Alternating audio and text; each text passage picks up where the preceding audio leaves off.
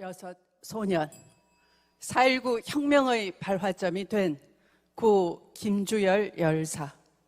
최루탄이 눈에 박힌 그를 끝내 세상 밖으로 떠밀어 올린 마산 앞바다. 태어난 호남 땅에 묻혔지만 이승만 독재의 부정선거를 규탄했던 이곳 영남 땅에 민주주의의 탯줄을 묻었습니다.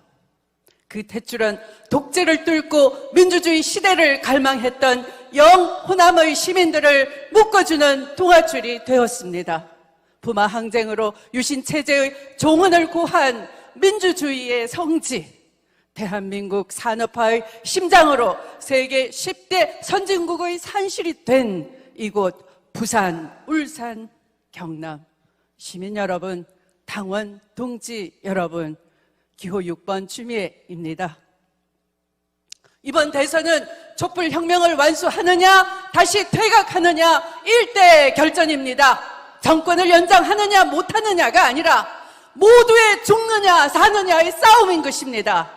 해방 이래 76년 동안 단 한 번도 청산하지 못한 식민 잔재와 군사 독재, 이명박근혜 정권 10년, 낡고 부패한 권력과 한몸이 돼 돈줄이 되고 법기술을 구사하며 막대한 사익을 추구해온 재벌과 법비들, 거짓과 선동으로 연명해온 수구정당과 수구언론, 이들이 하나로 뒤엉킨 부패기득권 카르텔의 실체가 대장동 비리로 대선 한복판을 강타하고 있습니다.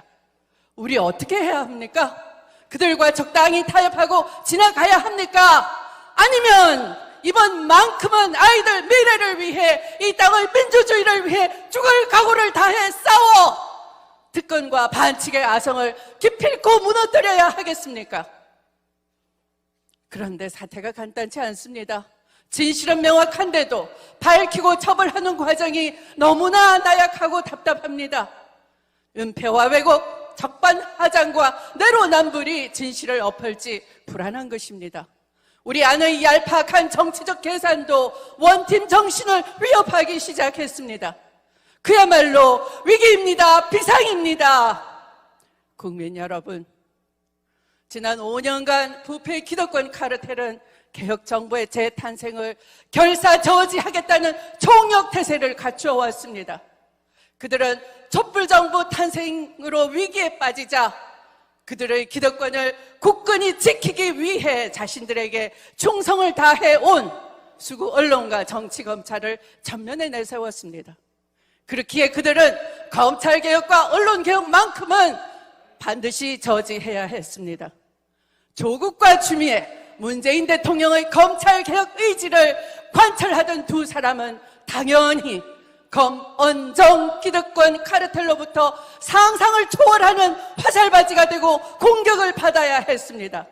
검언 유착으로 선거에 노골적으로 개입하려 했고, 울산시장 사건, 원전 사건, 조국 사건 등 소위 살아있는 권력 수사라는 허구 아래 촛불 정부를 마구 흔들어 댔습니다.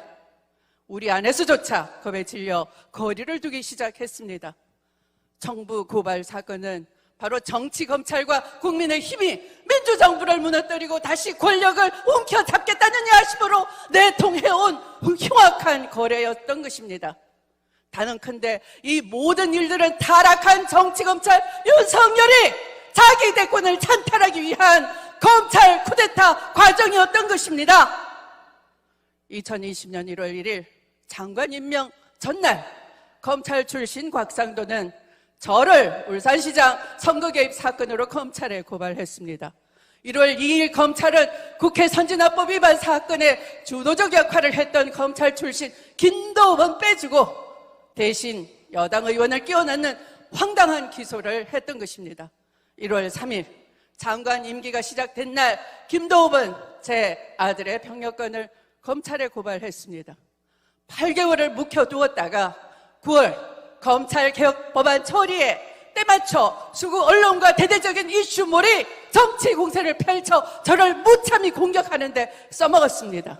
돌아보면 윤석열 검찰과 국민의힘은 이렇게 저희 임기가 시작도 되기 전부터 고발과 수사를 주거니 받거니 했던 것입니다. 저는 혐의와 상관없이 대대적인 언론 보도와 여론몰이로 만신창이 피투성이가 되었습니다. 그러나 그들의 거짓 선동과 가짜 뉴스도 저의 진실과 용기를 이기지 못했습니다. 10월 윤석열과 그 일가의 비리에 대해 수사 지휘권을 발동하고 감찰을 개시하자 그들은 주윤 갈등이라는 어처구니 없는 프레임을 씌워서 저를 고립시키며 주저앉히려 했습니다. 그러나 물러서지 않았습니다. 여기서 내가 포기한다면 앞으로 그 누구도 해내지 못할 것이라는 두려움이 저를 일으켜 세웠습니다. 민주주의를 능멸하고 촛불 대통령의 권능을 모욕한 윤석열을 마침내 징계의 심판대 위에 세웠습니다. 마침내 오는 14일이면 그 결론에 이르게 됩니다. 그러므로 선거인단 여러분께 정말 간절히 호소드립니다. 제게 보내주신 한 표가 바로 서초동을 가득 메웠던 분노의 민심입니다. 결선 무대에 저 추미애를 반드시 세워주십시오.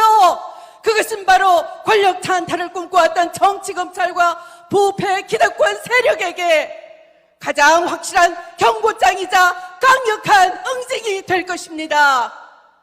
이제 추미애로 결심해 주십시오. 존경하는 국민 여러분, 저 추미애 탄핵 전국에서 계엄령 경고 발언으로 군사 쿠데타를 막았습니다.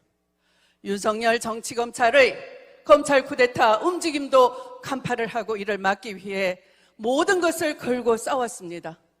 이제 여러분께서 저 추미애를 위해 일어서 주십시오. 이미 전국의 수많은 시민들께서 추미애의 깃발을 보고 다시 속속 모여들고 있습니다.